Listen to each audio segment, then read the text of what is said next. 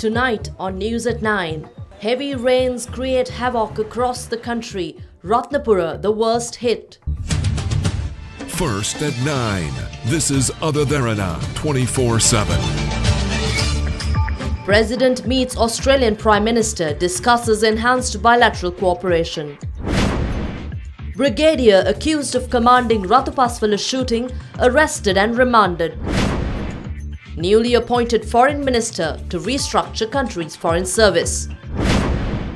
Also making headlines, police teams deployed to arrest Venerable Galagodate Nyanasara Thera.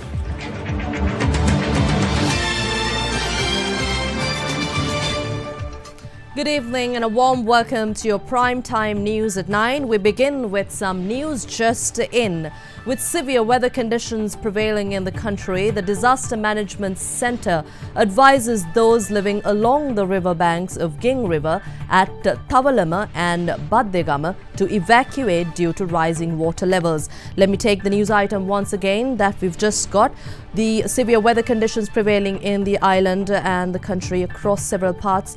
The Disaster Management Centre calls all those who are living along the river banks of Ging River and Tavalama and Baddegama to evacuate due to rising water levels.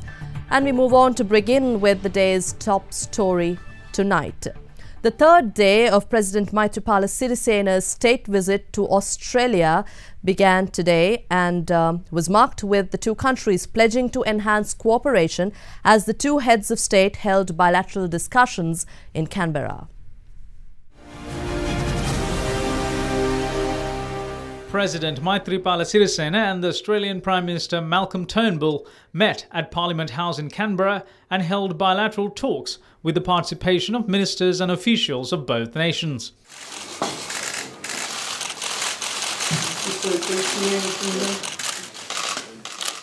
Australian Foreign Secretary Francis Adamson and Australian High Commissioner to Sri Lanka Bryce Hutchison also joined the discussions. Later, Australian Foreign Minister Julie Bishop and Sri Lankan Deputy Minister of Foreign Affairs Dr. Harshadi Silva signed a joint declaration on enhanced cooperation between Australia and Sri Lanka. In the meantime, the Australian Nuclear Science and Technology Organisation and the Sri Lanka Presidential Task Force for Prevention of Chronic Kidney Disease inked a MOU to cooperate in the field of chronic kidney disease of unknown etiology. It was also signed by the Sri Lankan High Commissioner in Australia, Somasundaram Skandakumar, and the CEO of the ANSTO, Dr. Adrian Peterson. The High Commissioner also signed a letter of intent on cooperation between Geoscience Australia and the Geological Survey and Mines Bureau of Sri Lanka.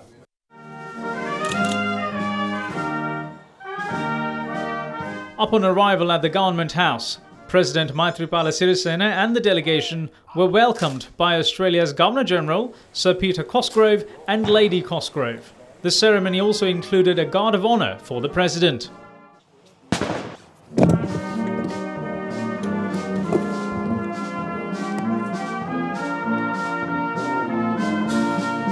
A luncheon was later hosted by the Governor-General in honour of the visiting Sri Lankan head of state.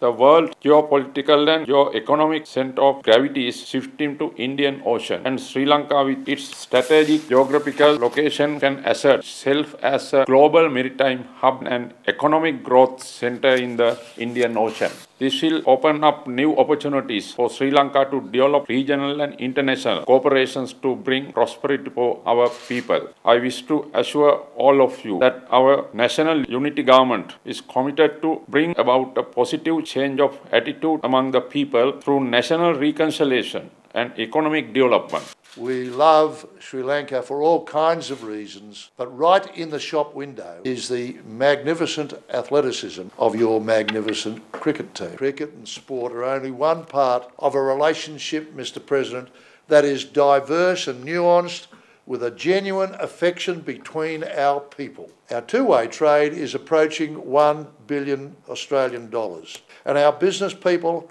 are working together more than ever. And our affinity is evident in the large Sri Lankan community who contribute to every aspect of Australian life. President Maithripala Sirisena then met Australian Foreign Minister Julie Bishop, Leader of the Opposition Bill Shorten and Minister of Immigration and Border Protection Peter Dutton in the afternoon.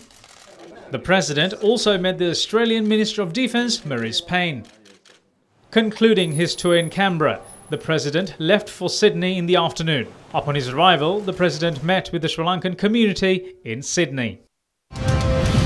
The newly appointed Minister of Foreign Affairs, Ravi Karunanayake, says the Foreign Service will be restructured under his leadership while strengthening ties with India, drawing investments from China and welcoming Japan's efforts to rekindle support. Ravi Karunanayake made these remarks today, assuming office at the Ministry of Foreign Affairs. The new Minister of Foreign Affairs, Ravi Karunanayake, took office today amidst multi-religious blessings.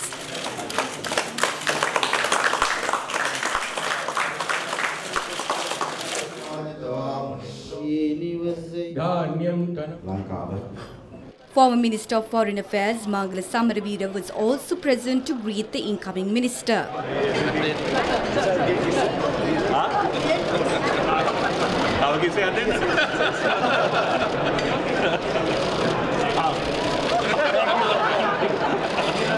I will ensure that Sri Lanka moves, as successfully done in the economic sphere, into the foreign commercial diplomacy and also protecting the integrity and the national security of our country. That's our prime concern, and we'll do it together. Commercial diplomacy will play a big role, and I guess reorganizing, restructuring, refocusing and re-emphasizing the commitments that are required of the Foreign Ministry would be set in with our officials, and you'll see a new foreign service that will be coming to place, and together with our international community we will certainly be having a win-win approach. Our close friends and neighbors, India, my job is to strengthen that and move forward. We see a lot of investments coming in from China. We see Japan rekindling the support that was there with the assistance of Korea, with the European Union and Britain and the USA. Will certainly take Sri Lanka with the Middle Eastern countries, with Singapore, Malaysia, Australia. We will certainly take Sri Lanka to new heights. Meanwhile, assuming his duties at the Ministry of Petroleum Resources Development, Minister Arjuna Ranatunga noted that he will continue to strengthen efforts taken by the ministry. Minister Arjuna Ranatunga assumed duties as the new Minister of Petroleum Resources Development today with the blessings of Mahasangha.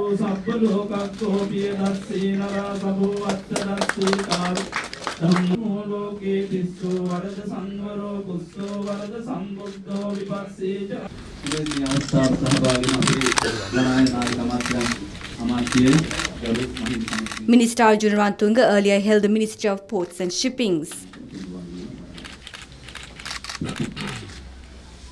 අවුරුදු දෙකමාරක් යනකොට තවත් අමාත්‍යාංශයක් මට බාර දුන්නා මේකත් තවත් රටට අවශ්‍යම අමාත්‍යාංශයක්. Following 2.5 years at the Ministry of Ports and Shipping, I was offered another ministry, which too is an important ministry to the country. During my tenure as the Minister of Ports, we generated a profit of 6 billion in 2015 and 11 billion in 2016. Reduction of unnecessary expenditure was the main reason for that. We also put an end to corruption. These are my biggest achievements at the Ministry of Ports. I was able to make a 75% to 80% difference to agreements with investors as well. For example, the period of lease in the Hambantota Port project was 199 years, and we reduced it to 99 years. I maintain that it should be further reduced down to 35 to 50 years. I was able to create a mechanism which protects the resources of ports. These benefits should be passed on to the public.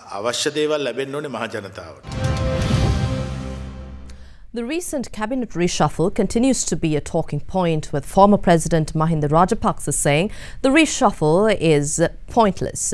He expressed these views responding to questions raised by journalists following religious observances at the Kande Vihara in Alutgama this morning.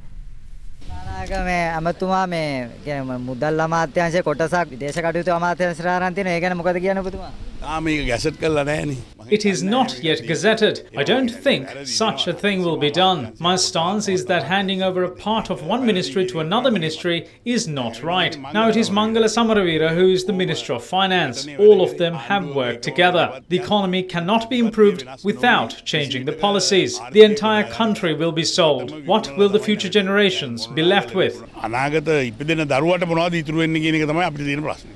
UMPගේ මන්ත්‍රීවරු වගේ කලකිරිලා ඉන්නෝ මේ ඔබතුමාලාත් එක්ක ආණ්ඩුවක් හදන්න යනවා කියලා කියනවා මේක ඇත්තද? I'm not aware of that. You must ask that from those parliamentarians. Brigadier Anuradesha Guna Walter, who is accused of commanding the Ratupasala shooting in 2013, was arrested today and remanded until the 31st of May. Brigadier Anuradesha was arrested today by the Criminal Investigations Department and produced before the Gampaha Magistrates Court. 3 persons died during a protest over a water contamination issue in Ratupasala in Valiveria in 2013. Charges have been filed against the army officials who fired at the protesters. Also in our headline-making story, police headquarters announced today that an operation is underway to arrest the General Secretary of the Bodubala Sena, Venerable Galagodatte Nyanasara Thera. Several police teams have been deployed to search for the Thera. Issuing a media communique, police media spokesperson said that Galagodatte Nyanasara Thera will be arrested on several charges including disturbing police duty, making vengeful statements and disruption of law. Police spokesperson's statement also said that the Venerable Thera has been prohibited from leaving the country in accordance with a request by the police. The statement also said that the Thera has ignored an order by the police requesting the Thera to provide a statement at the Organised Crimes and Corruption Prevention Division. Following the developments, Bodubala Sena had a media briefing this evening. Venerable Nyanasara Thera has a threat to his life. We're suspicious that something could happen to the Venerable Thera's life by the police or another faction. We received information of plans to take the life of the Thera whilst inside prison. Such plans are formed to incite separatist unrest.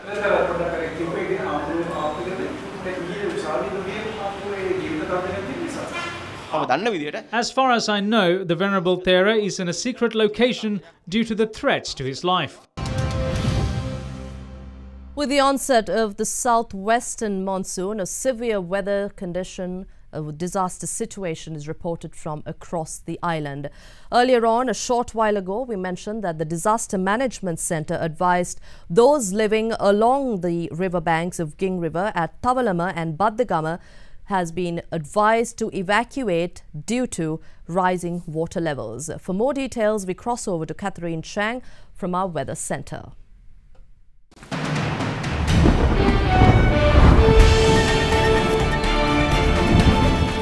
Thank you, Indivari. Good evening and welcome to the Weather Centre. Now, as you said, severe weather patterns were experienced in the island over the last 24 hours, prompting flash flooding and causing havoc across cities. The Kalu, Ging and Nilvala rivers have reached spill level owing to the heavy rains. Meanwhile, the Kalani River is also reported to be rising spill level. Districts of Ratnapura, Gaul and Kalutara are the most affected.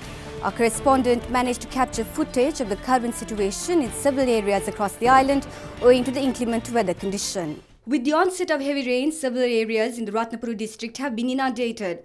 According to our correspondent, 220 families, including 128 persons belonging to 34 families in Ratnapura and 10 persons in the Alapatha have been evacuated to safer ground.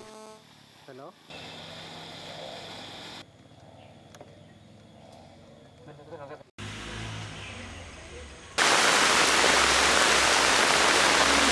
Several houses in the Halwal area in Alapatha were underwater while an earth slip occurred in the Palugampala, damaging a house. 24 persons from Palmadula and 10 persons in Kuruvita were evacuated due to earth slips. Meanwhile, the Kalugang River reached spill level in the Ratnapura and Kalutara district. Thereby, the Disaster Management Centre stated that a warning has been issued to low-lying areas.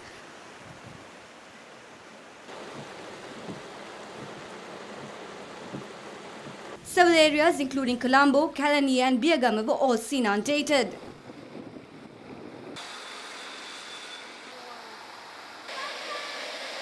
The inclement weather condition meanwhile wreaked havoc in the Gaul district.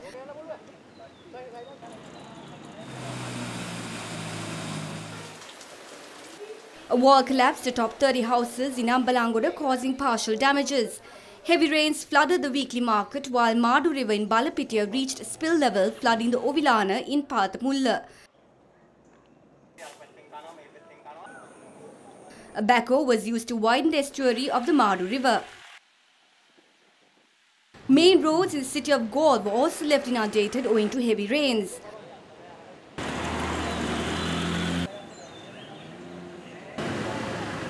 Severe damages were caused to Thotagur College in Akmeemana when an earth slip occurred at around 9 a.m., damaging the teacher's room.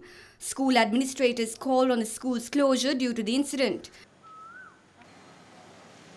Vehicular movement along the Udugam Akuras area came to a standstill this morning when an earth embankment collapsed in Koralagama. Meanwhile, a colony of houses in Ambalangura was inundated owing to Madampa River breaking its banks. The area experienced continuous rain for 2 days.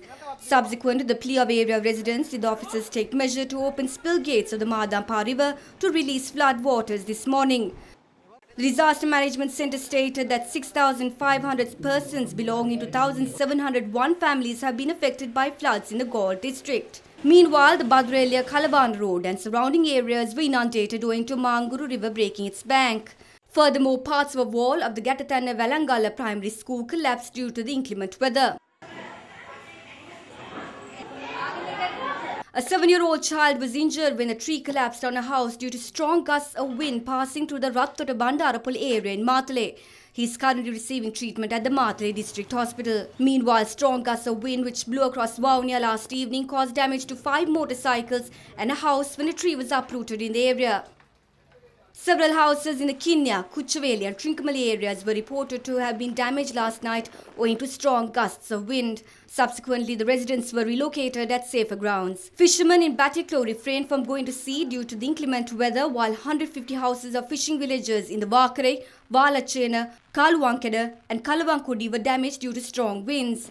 The government meanwhile requests motorists to keep under 60 km per hour when travelling along the expressway as a precautionary measure. Misty weather conditions were experienced in several areas in the Nuvarelia and Badula districts. The inclement weather has left many people affected due to floods. The Disaster Management Centre says necessary relief efforts have begun while people have also been evacuated from high-risk areas across the island.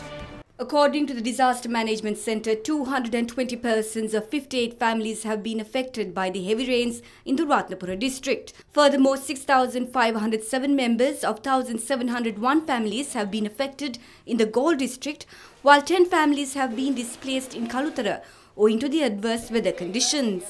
There are several floods incidents being recorded, especially the flash flood incidents being recorded in Gaul and Kalutara. In Ratnapura, 96 people being temporarily accommodated in safer locations, and all disaster management units being deployed for all upcoming matters. Especially naval and fishing communities need to be very vigilant because surrounding sea areas would be very rough as per the wind speed could increase more than 60 to 70 kilometers per hour. Irrigation department is continuously monitoring the situation, and disaster management center is catering all the communications up to the ground level, and still the Kalaniganga and the Kaluganga and Nilvalaganga been observed as a rising water level. There are some strong winds blown over Trincomalee as well as Batticlo, and few houses being temporarily damaged. And there are several incidents being recorded in Timbiriga side DS division in Colombo. Around several houses are in danger of Nugagahapura housing scheme. So NBRO alerted all those people, and district disaster management unit being deployed for that evacuations and all. And in a National Building and Research Organization, they have issued the warning over the possibility of landslides in Kegol, Ratnapura, Gaul and Kalutara district. The Met Department has warned that deep and shallow sea areas off the coast extending from Mena to Portugal via Colombo, Gaul and Hambantota can be very rough at times, as the wind speed may increase up to 60 to 70 kilometers per hour at times. The Met Department warns that the public should take necessary precautions to avert lightning-related incidents, as showers and thunder showers are expected to continue over the next few days. This monsoon trough will move away within the next few days, and then after that monsoon will establish, and then the showers will be confined to the southwestern part. Presently, the showers can occur at any place over the country, but then after the establishment of the southwest monsoon, showers will confine to the southwestern part only. That's it from the Weather Centre for the moment. I will have a full report on the 24-hour weather forecast later on in the bulletin. Indiveri, back to you.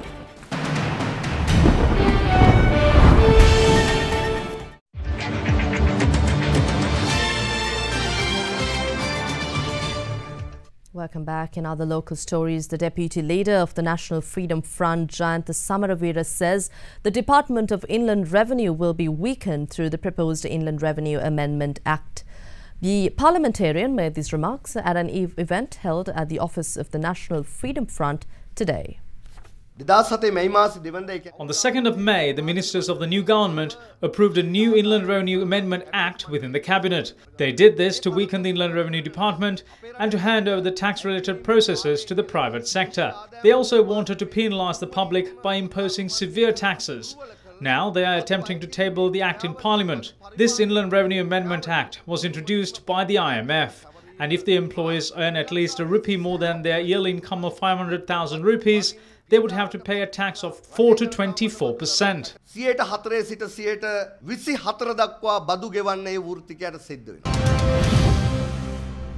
In Parliament today, an adjourning debate was held on the topic of handing over lands to a private company from Munaragala and Bibile. The adjourning proposal was tabled at the Parliament by Chief Opposition Whip Anurakumara Dissanayake. It was President Maithripala Sirisena who presented this cabinet paper on the 20th of January this year. The proposed land to establish the proposed industrial zone is situated between Nilgala and Madruai reserves. They are dividing this national forest reserve for this. We'd like to know where you get the water to carry on with this project. It takes 2,830,000 litres of water only for the factory. It only takes 10% of water and it all gets recycled. What you are saying is completely untrue. I know because I was part of it. Believe me, these data are untrue. They're trying to give 62,500 acres of land to Singapore company named Hazel Ventures. Why I raised my opposition over the matter back then was because those lands were to be given to the company. But today they will be given to the public. That's the difference.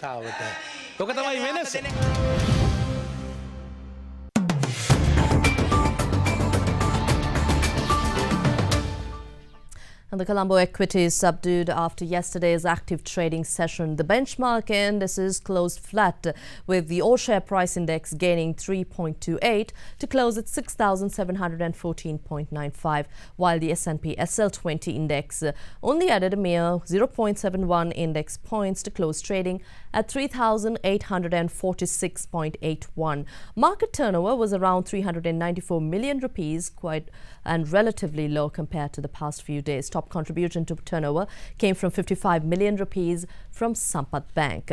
Foreign investors in the meantime were net sellers of 5 million rupees worth of shares. Foreign activity accounted for about 21% of market turnover. For more details, we have Imeshi Fernando from the Colombo Stock Exchange.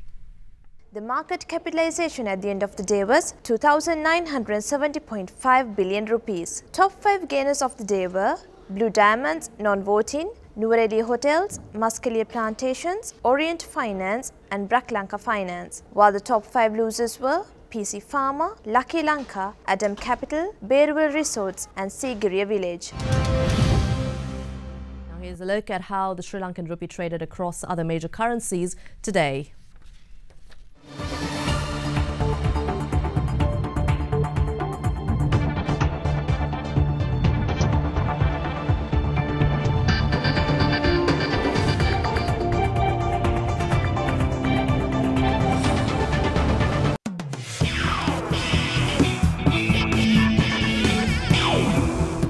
In your top sports story, Bangladesh made history in Dublin last evening when they moved to 6th place in the ICC ODI rankings for the first time in the country's history, following a 5-wicket victory over New Zealand. The victory has put Bangladesh par with Sri Lanka on 93 points, but when calculated beyond the decimal point, Bangladesh is ranked above Sri Lanka at 93.3 points compared to Sri Lanka's 92.8 points. With the Champions Trophy looming, South Africa lead the rankings, with Australia, India, New Zealand and England making up the top 5. And in rugby, Sri Lanka Rugby has selected a squad of 12 players and 5 stand-up players for the Commonwealth Youth Games to be played in Nassau in the Bahamas. The Commonwealth Youth Games, set to take place from the 19th to the 23rd of July, will feature 12 sports including Rugby Sevens. Having won the Under-18 Asia Rugby Sevens title in 2016, Sri Lanka is the only team from Asia to have qualified for the Games, while the Bahamas, Fiji, Kenya, England and Samoa will all be represented. The squad will include Navin Rajaratnam, Warren Veerakorn and Vishwarana Raja of Trinity College, Tarundudi Alvis and Gamunu Chethi of St. Joseph's College, Ishara Lienege and Mohammad Shabir of St. Anthony's College, Christian Delisle of St. Thomas's College, Diane Saber of Wesley College, Robin Fernando of St. Peter's College, Nadisa Chaminda of Isipatana College and Dunanjala Pietis of Dharmaraja College. Meanwhile, sources have confirmed to Ada Derana that players from the championship-winning Royal side called up for the trials held on the 23rd of May 2017 at the Racecourse Stadium did not participate, citing various reasons.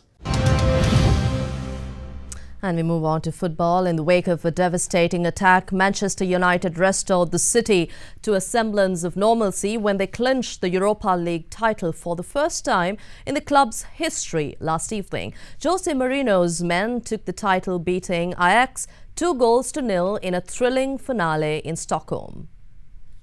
The first goal came in the 19th minute as Marouane Fellaini laid the ball off to Paul Pogba, whose shot ricocheted up off a defender's shin, wrong-footing the goalkeeper to spin into the net. Henrik Mkhitaryan inflicting Chris Smalling's header off a corner in the 48th minute, sending United fans back at Old Trafford into a frenzy. As the final whistle sounded and United celebrations began, chants of Manchester rang around the Friends Arena in tribute to those who died and were injured in the attack, which cast a shadow over this showpiece occasion.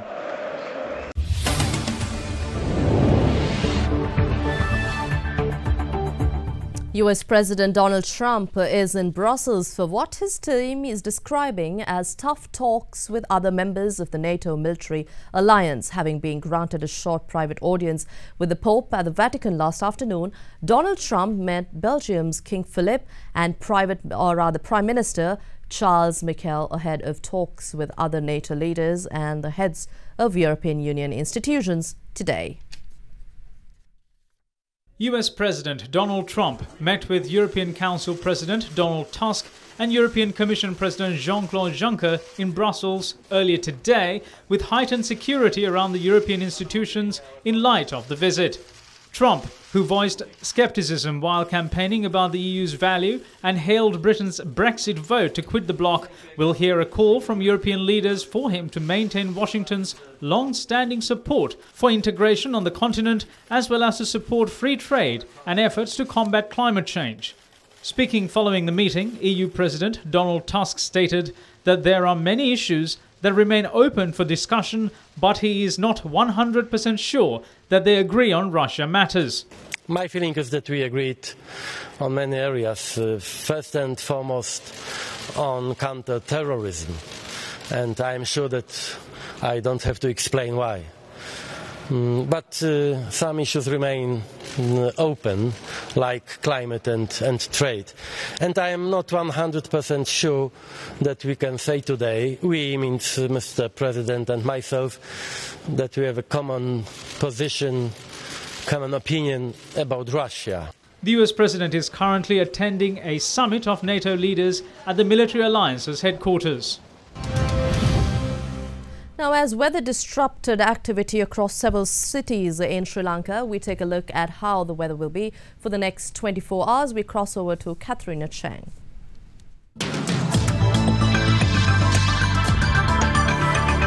Thank you, Indivari, and welcome back, everyone.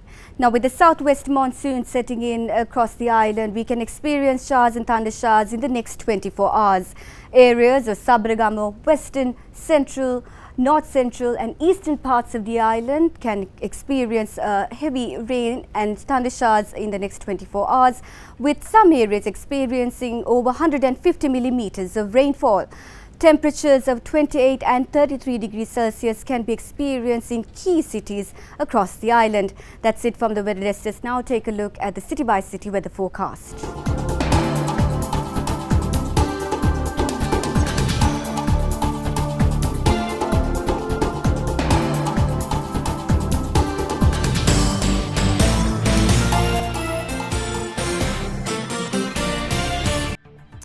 that's all from Other Derana 24/7 Primetime News at 9. We'd like to leave you with some visuals from flamboyant trees in bloom across the country. Have a pleasant evening. Good night.